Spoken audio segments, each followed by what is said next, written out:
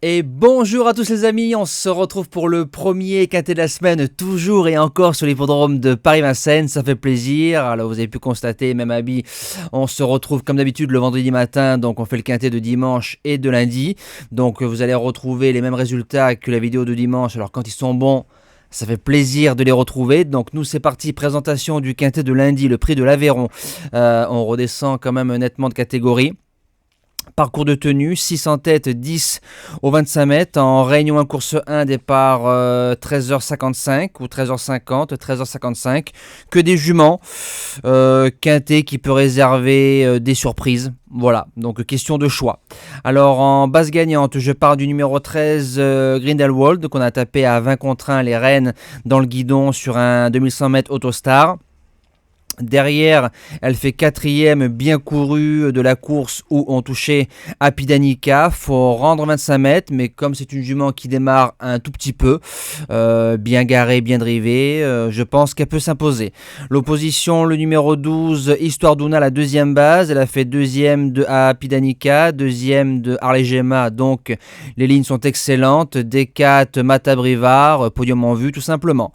Pour les chances, on attaque avec le numéro 6, Aïda Dubélé, pisteuse, courageuse, sans sa faute le 30 décembre dans un lot d'européennes, elle aurait au moins lutté pour une place dans les 5, fautive, dans la foulée engagement en or, on mettra fin, attention à cette pouliche. En quatrième position, le numéro 1, Annika Dulupin, qui vient de marcher 14-3 devant Méchant, avec Johan, 2 sur 2 sur le tracé, deuxième et troisième. On remet Johan, je pense qu'elle va retrouver la corde, elle va refaire du train, l'eau meilleure, mais je me dis qu'une place dans les 5, elle peut le faire. En cinquième position, le numéro 10, Harmonista.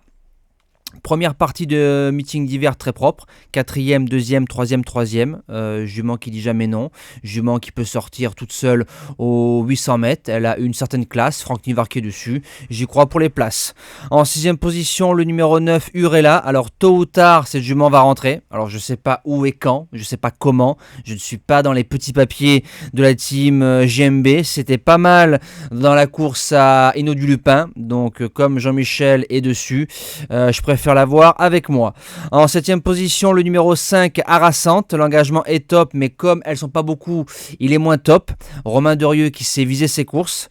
Jument qu'il faut préserver quand même un bon moment dans le parcours. Maintenant, elle a un pourcentage de réussite de 70%.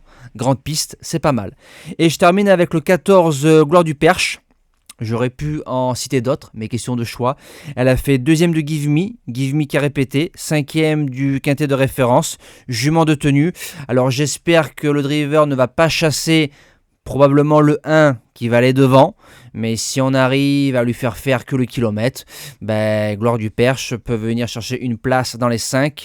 Dans les deux premières, j'y crois pas trop, mais 3, 4, 5, je pense que c'est possible. Moi, je vous dis à demain pour le quintet de Vincennes. Passez un bon début de semaine et bon quintet à tous.